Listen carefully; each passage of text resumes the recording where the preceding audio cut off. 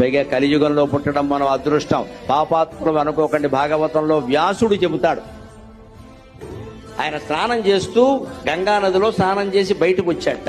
నీటిలోనే నిలబడి సంధ్యావందనం చేసుకుంటూ కన్నీళ్లు కారుస్తున్నట్ట. వ్యాసుడు. నారదుడు వచ్చి, మహర్షి వేదాలు విభజన చేశావు, భారతం రచించావు, భాగవతం రచించాలంటున్నావు, ఏడుస్తున్నావేమిటయ్యా అన్నట్ట. ద్వాపరయుగంలో పుట్టాను, దురదృష్టవంతుణ్ణి.